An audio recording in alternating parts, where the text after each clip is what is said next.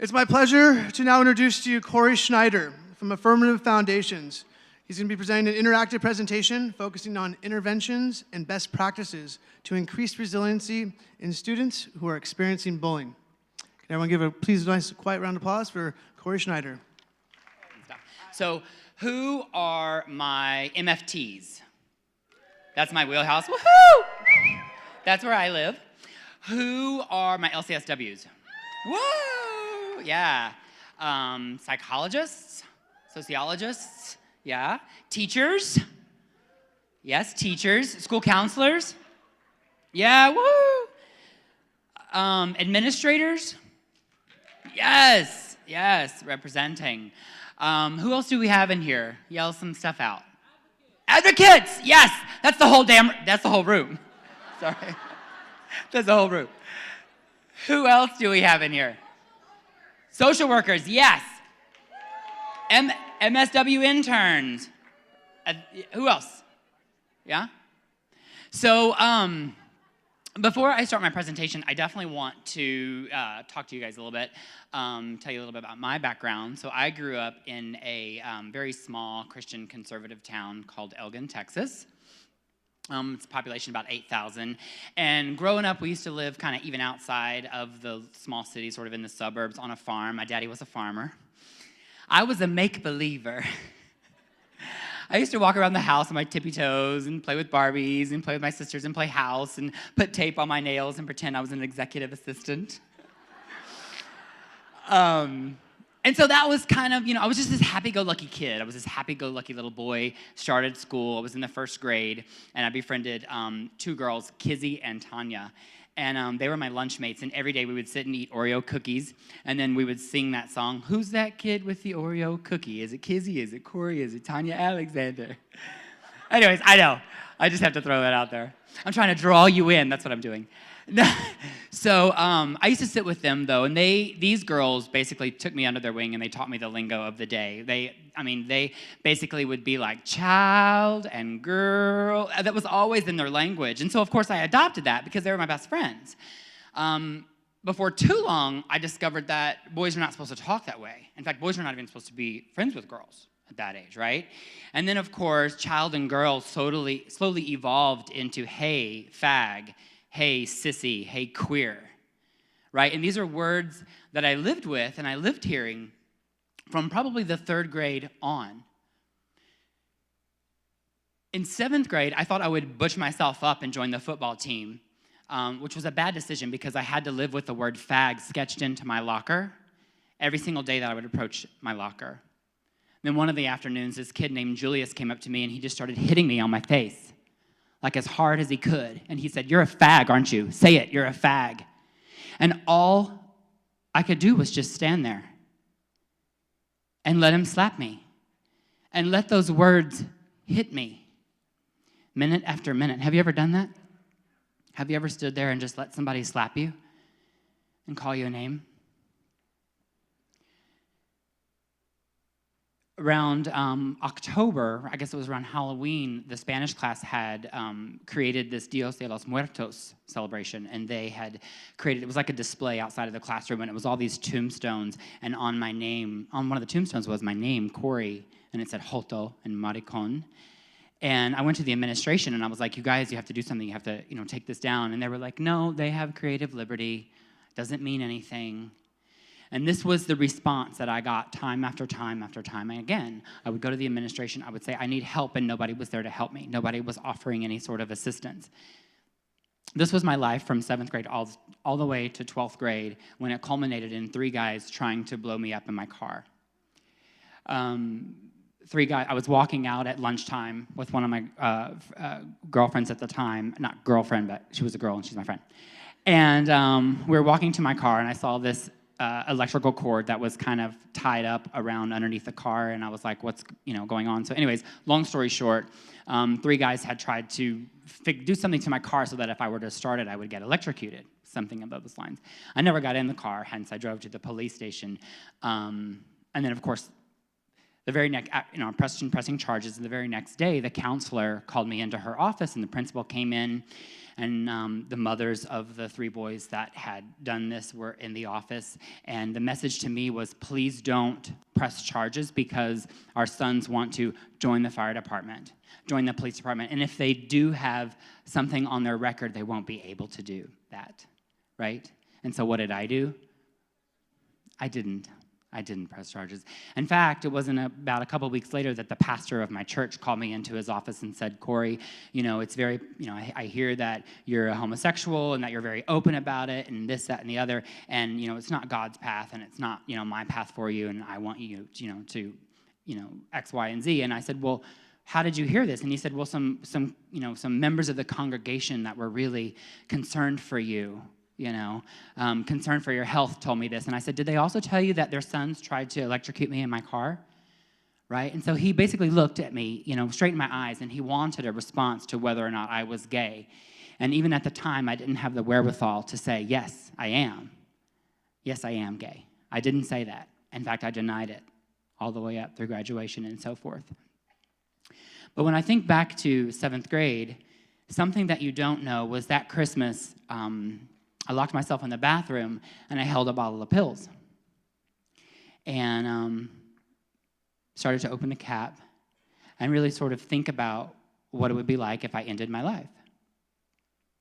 And for whatever reason, I didn't do it then. I didn't attempt suicide then. But then the next year, around the same time, I would hold those bottle of pills or a razor, or think about some other creative way that I may not want to be here anymore.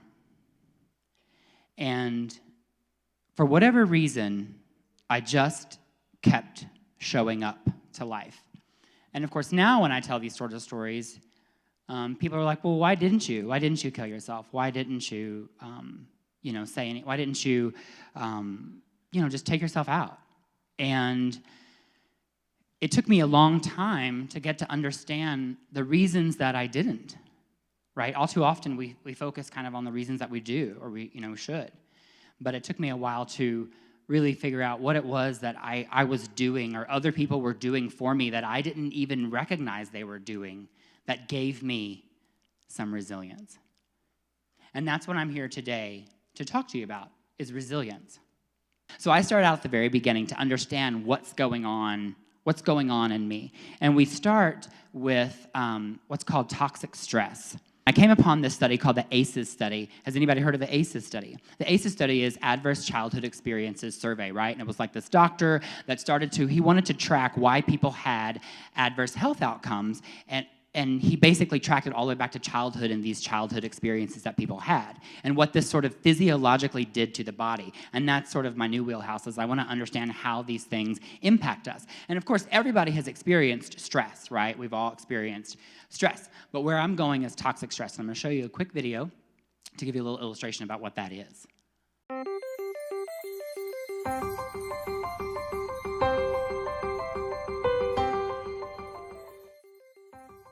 Learning to deal with stress is an important part of healthy development. When experiencing stress, the stress response system is activated. The body and brain go on alert. There's an adrenaline rush, increased heart rate, and an increase in stress hormone levels. When the stress is relieved after a short time, or a young child receives support from caring adults, the stress response winds down and the body quickly returns to normal. In severe situations, such as ongoing abuse and neglect, where there is no caring adult to act as a buffer against the stress response stays activated. Even when there is no apparent physical harm, the extended absence of response from adults can activate the stress response system.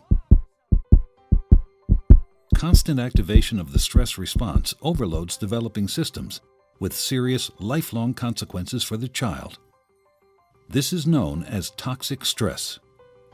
Over time, this results in a stress response system set permanently on high alert. In the areas of the brain dedicated to learning and reasoning, the neural connections that comprise brain architecture are weaker and fewer in number. Science shows that the prolonged activation of stress hormones in early childhood can actually reduce neural connections in these important areas of the brain at just the time when they should be growing new ones. Toxic stress can be avoided if we ensure that the environments in which children grow and develop are nurturing, stable, and engaging.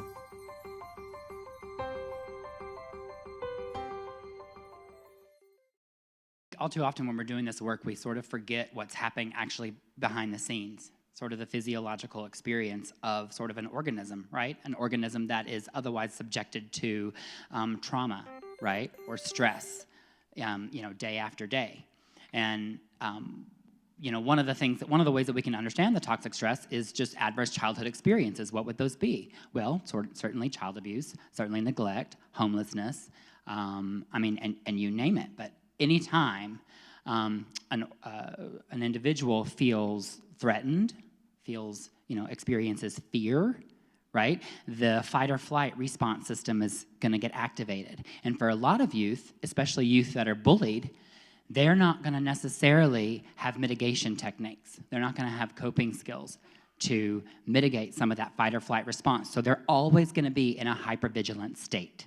Does that make sense? They're always going to be on alert. And if you think about a kid in a classroom sitting there, regardless of where he's coming from, which may also be adverse childhood experiences, then you're just putting him in another system where he's also going to experience the same set of trauma, and he's constantly, or he or she or they are constantly going to be on high alert, right?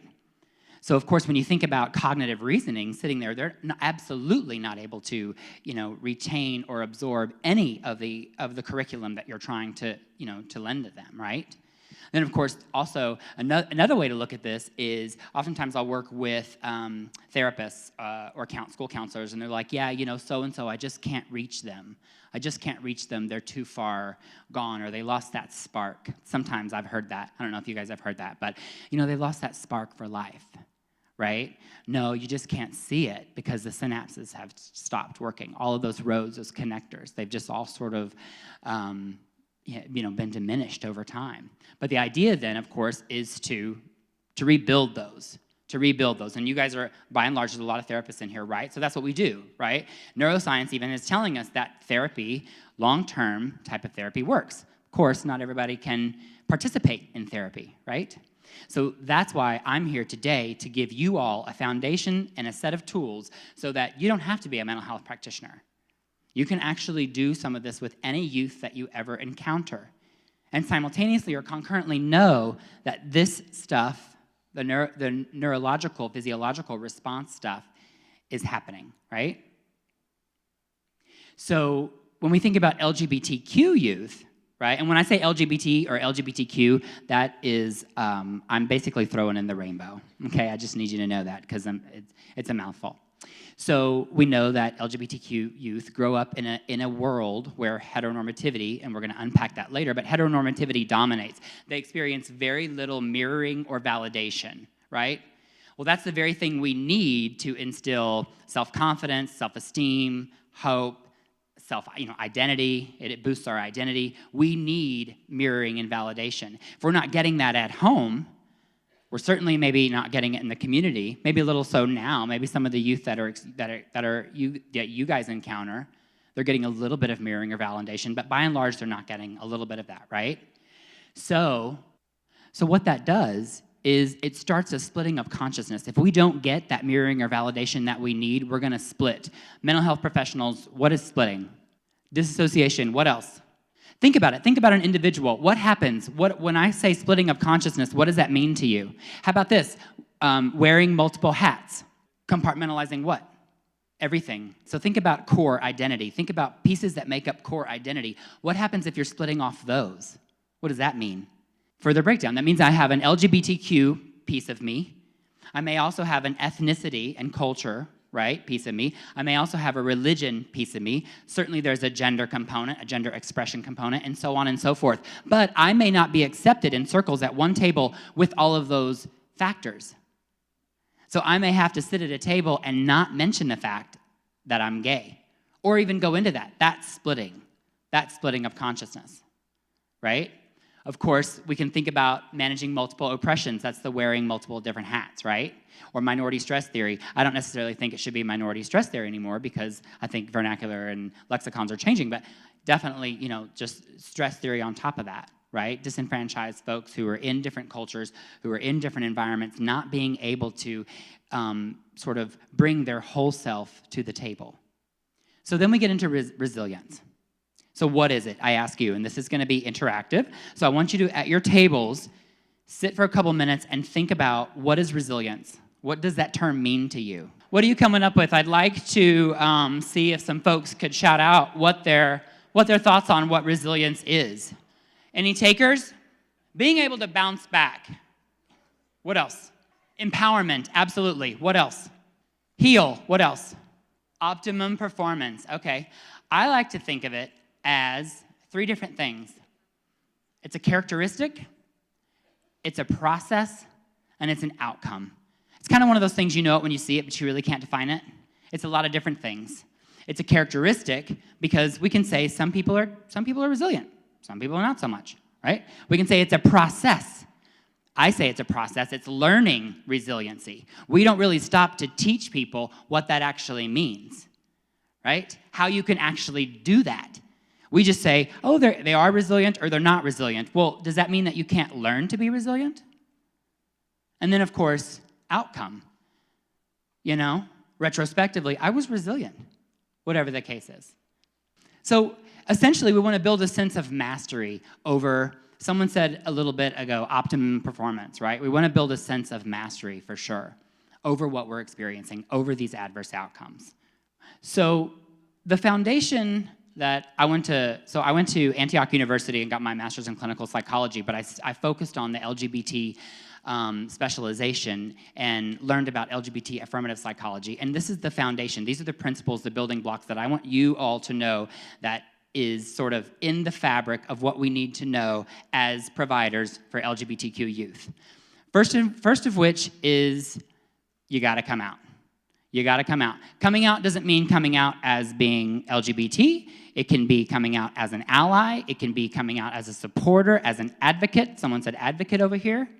The important piece about coming out is this. If you don't tell someone that you're an advocate or an ally or even identify with spectrum, they aren't going to know, right? And they will guess because they don't know. And clues that you are giving off are either going to tell them, yes, you are, or no, they're not, right? So that's the importance of being able to tell every single person all the time, I identify as a gay male, or I identify as an ally, or I identify as an advocate, or I identify as, cisgender, whatever term under the rainbow in the spectrum that you want to use, you need to do that. And so we're actually going to practice that. You have 1 minute to go introduce yourself to 3 people. I want you to identify yourself with some way in the spectrum. If you are uncomfortable with that, you're more than welcome to say, I'm an ally, because all of you are. So go. So come back. This is the first principle, self-disclosure. Very important, because also you don't know what the youth who you're dealing with is. You don't know what's happening inside of them.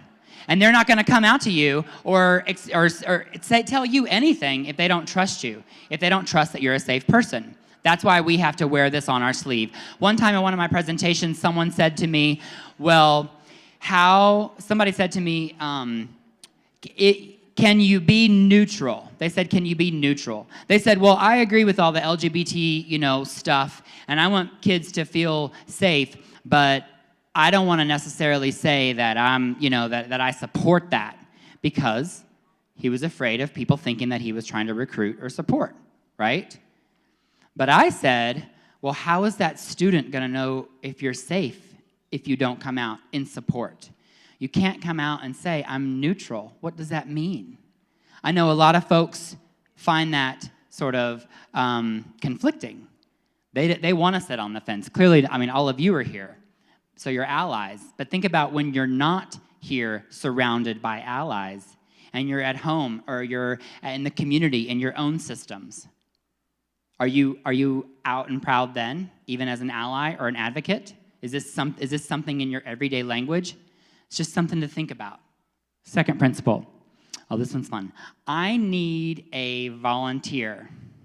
I would like a lovely lady to come up here and be my secretary. You'll be my secretary? But give her a hand. I appreciate that. You can actually stay where you are. I actually do this exercise because I want to know what your thoughts and feelings are about the language that I used. Yes, tell me more. Why? Absolutely. Absolutely. Anybody else catch that, or were you the only one? Clap if you heard that. That, what she just did, is not living in the null environment. It is saying, hey, I just see an elephant in the room, and I'm going to call it out. We don't do that very much. We're not taught to do that. We're not taught to ruffle feathers. It happens every day, though. Every day. Some people do, some people don't. I'm not saying that, you have to exercise it every single day, but you do have to understand how nuanced language is and how quickly you can be standing before, impressionable folks and say one thing and have it being misinterpreted or whatever, especially when it comes to LGBTQ spectrum. Because if you say anything slightly that's gonna put a charge in them, you're done. They will never approach you again. That's in my experience. Maybe some of you have heard others, but in my experience, if I detected, and people within the spectrum and even allies, remember I talked about that physiological fight or flight response? We walk around with that all the time, daily. So when I'm in the grocery store, I can feel if somebody is going to be an advocate or not, in their language, in their behavior, everything. Now, sometimes I may be completely wrong, but that goes back to the self-disclosure. If they don't say, I'm gonna guess, and I might guess wrong. Right? But that's how nuanced the language is, and that's how you've got to pick up on it all the time, especially with sexism.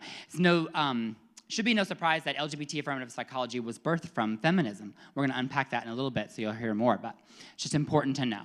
All right, heteronormativity.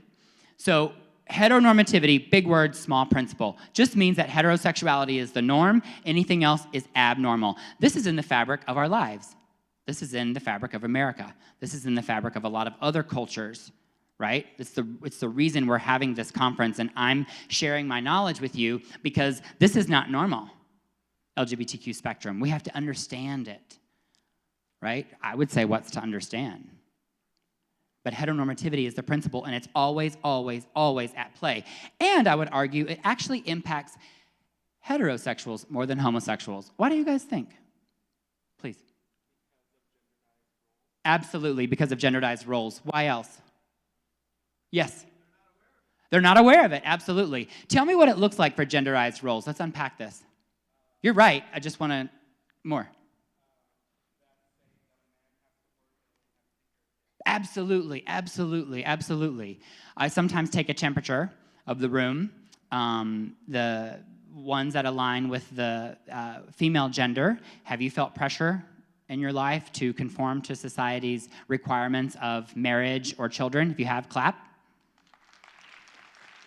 Now, I'm not saying that that's not something to strive for, because it is. Some people want kids, right? And there is a biological reason sometimes. You are sort of trying to have kids by a certain day, or by a certain time in your life, but it's also not to eliminate heteronormativity. We have to understand that principle is at play. So here's a really interesting example of heteronormativity. This is how I think it impacts heterosexuals more than homosexuals. Raise your hand if you've seen the documentary Valentine Love. I'm going to show you a trailer in a little bit. This is a story that happened in 2008 in Oxnard, California, at E.O. Green Middle School. Larry King, 15, right here on this left side. I don't think he was 15 when this was taken, but he's 15. He was going to school, was attracted to this boy, and brought a Valentine to school. And he gave it to Brian, right? While Brian was playing basketball with his friends. What do you think happened to Brian at that time? Brian got teased. Who said teased? Yes, absolutely. He got teased. What do you think his friends called him? Let's just be honest. Absolutely, absolutely. So we have this one kid that was given a Valentine by another boy, right? And he was teased by his friends. We're going to actually watch about 4 minutes of what he did. 911 emergency, this is Hi. You're at E.O. Green School? Yes. Shots were fired. by room 42 on campus. Do you know where the person with the gun is? No. Who's the victim? Is there a victim? I'm on the phone with dispatch. Larry. We need an ambulance. The ambulance is on the way. They should be there staging anytime now, okay?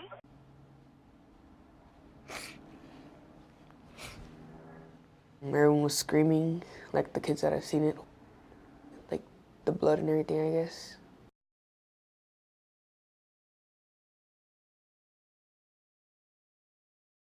There are cases where juveniles have committed a homicide and we leave them in juvenile court. Because of the vicious nature of the crime, this is not a crime that the juvenile system is capable of handling. What do you do with someone like this who is so dangerous that they plot out the execution of a classmate in front of a whole classroom full of people? What do you do with someone like that?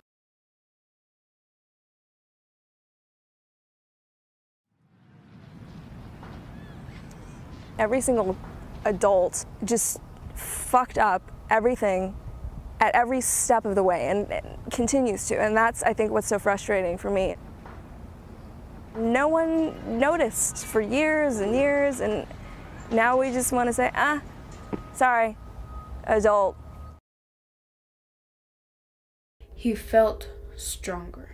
He wanted to change, be a new person, and that's who his alter ego was.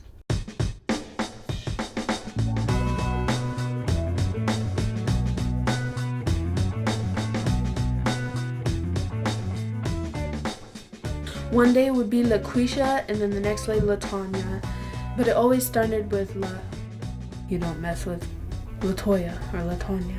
You know, you don't mess with her.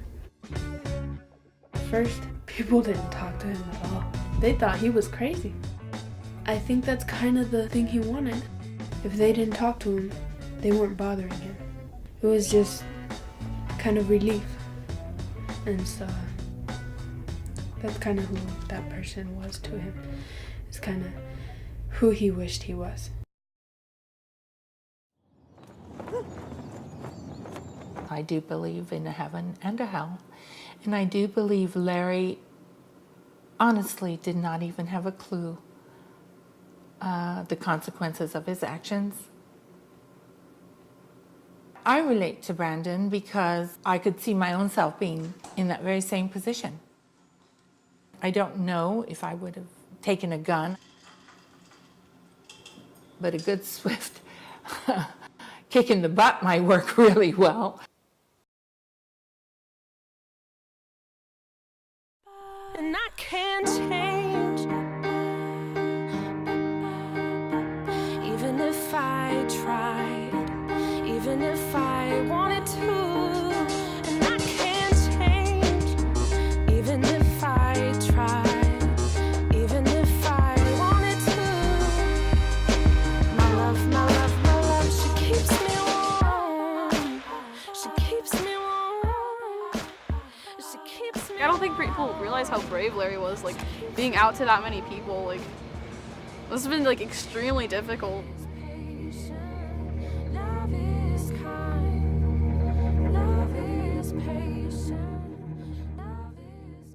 So she said, I don't think people know how brave Larry was, being out to that many people. This is a documentary that HBO did. It's called Valentine Road.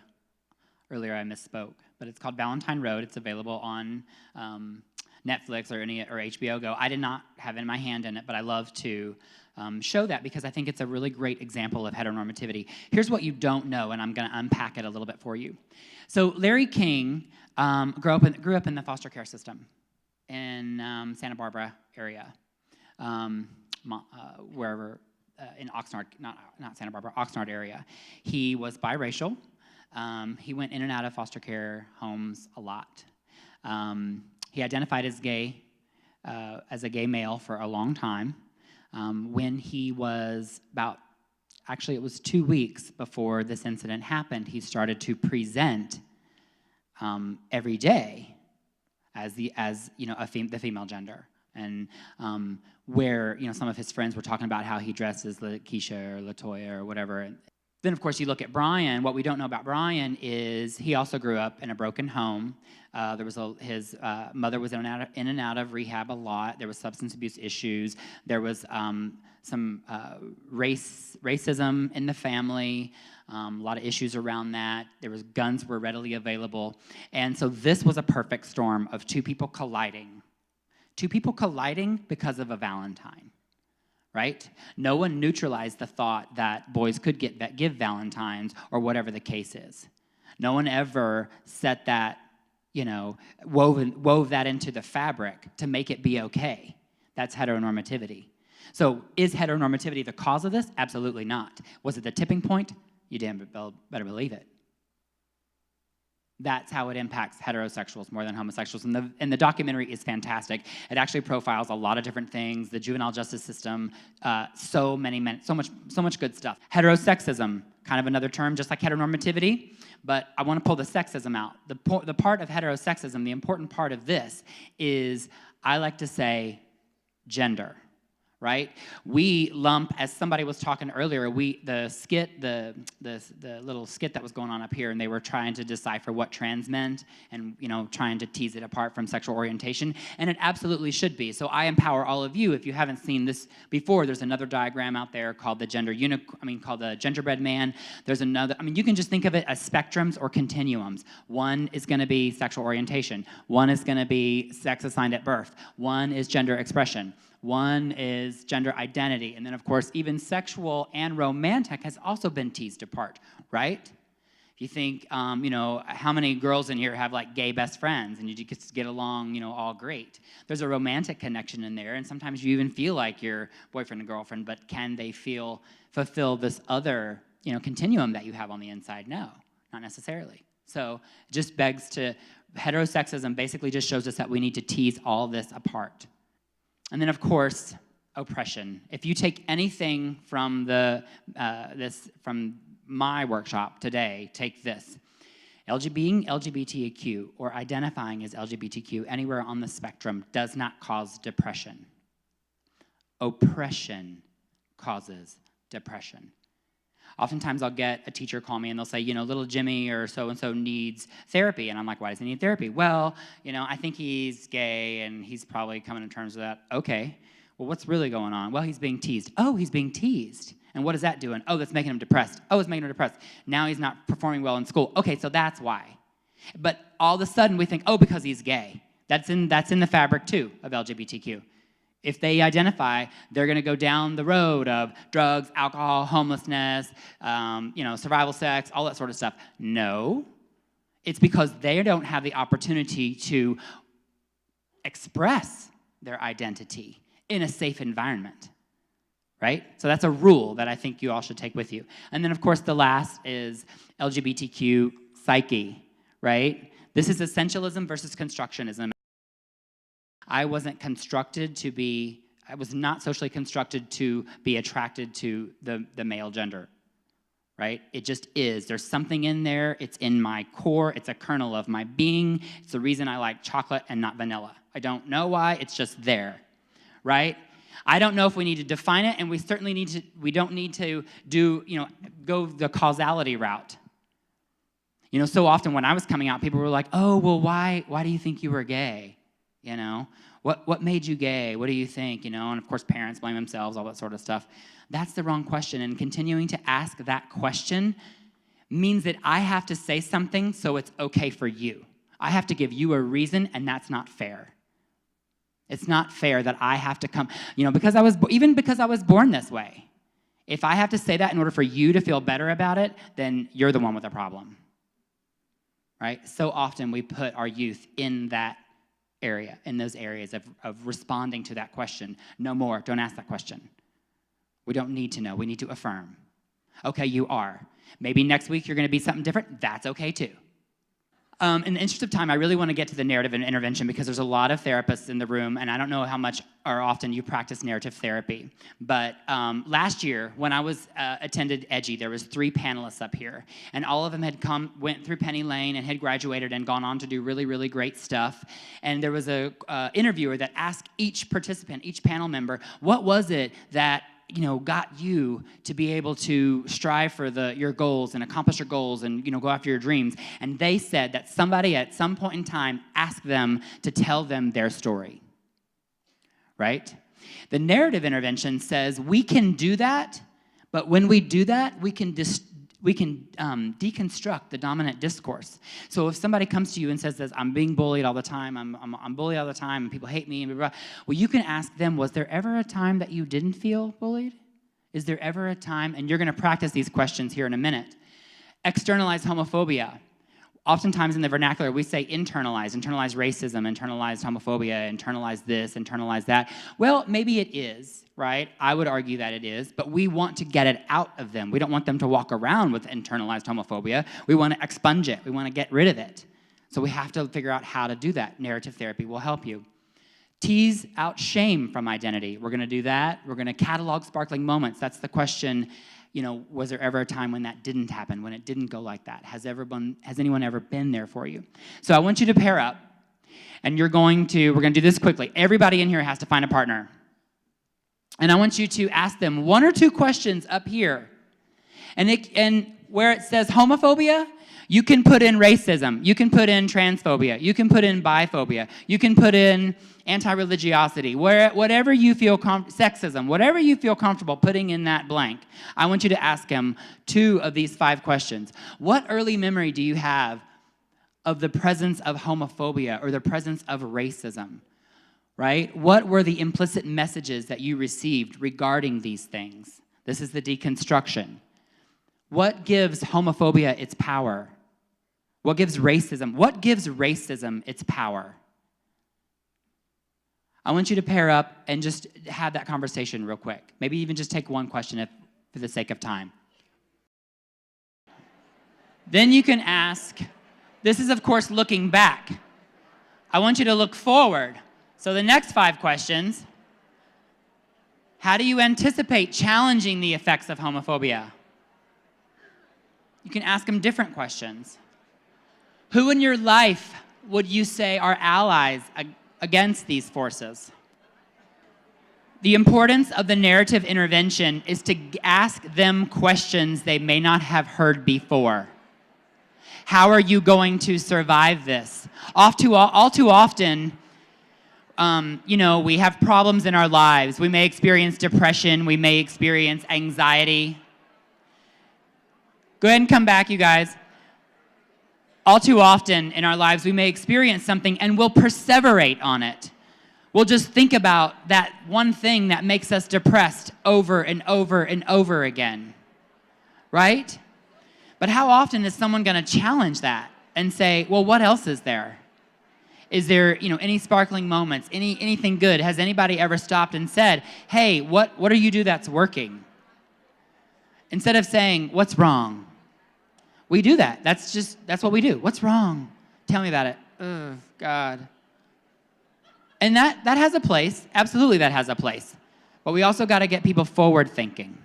Forward thinking. That's the narrative intervention. And for mental health professionals in here, you've probably seen this before. All right. Something else you can do is I lead a lot of workshops with youth. And what I'll do is I'll show them a lot of LGBTQ people throughout history. This is not an exhaustive list. But I'll show them, I'll expose them to our history. And I'll have them align with somebody to read maybe a biography, to read about somebody that has survived something. But what you can do is then have them mirror that, right? And ask some of those questions. If for those of you that don't have resources, these are some resources. Google Homosexuality and Civilization is a really great book by Crompton. Basically profiles homosexuality essentially through the beginning of time. A Queer History of the United States, that's a must-have. You must have that on your bookshelf. You must read because it really shows, it profiles just the United States and homosexuality in the United States and laws and people that supported it and didn't support it and all sorts of stuff. And then, of course, Quist is an app for your phone. You can download Quist, and you just click on the day that it is, like today's Friday the 13th. You just click on that, and it will tell you something in historical significance that happened on that day. right? So there's a lot of resources for you out there. And then, of course, I touch on cognitive behavioral, which is schema. When someone is threatened or attacked or victimized, what's the first thing that goes through their mind? Guilt. What else? Shame. What else? What are some of their thoughts? What might they be thinking? What did I do to get this? And that is, by and large, what we hear from especially youth that are victimized. I did this. I brought this on myself. I shouldn't have been acting this way. I shouldn't have worn that. Of course, when we think about rape, that's a very common, right, thing in the lexicon out there is, I brought this on myself. I shouldn't have done that, right? So what we want to do is tease that out of the schema. We want to tease that out so it's not their fault, because then, of course, what we're doing is re-traumatizing. We know that. But what for you to take today are 8 simple principles for resilience. Now, they may sound corny, but I want you to challenge yourself to ask yourself, how often do you actually do these things? How often do you actually sit and think, I'm going to build a positive belief of myself? This is what I'm going to think about Larry. Think about Larry and the resilience and the brevity that he had to create sort of this alter ego, which we don't know if that's a true alignment to his identity. He found something that empowered him, something that gave him power, and he started to put that out there.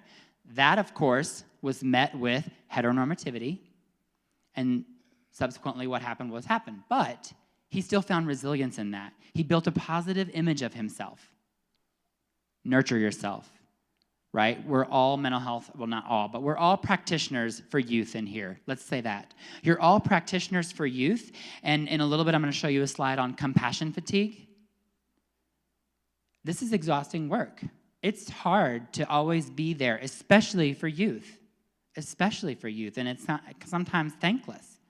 Find purpose. What's your purpose? Do you have purpose? What is your purpose? Is it spiritual in nature? Is it just so you can, it can be something simple. Cultivate a strong social network.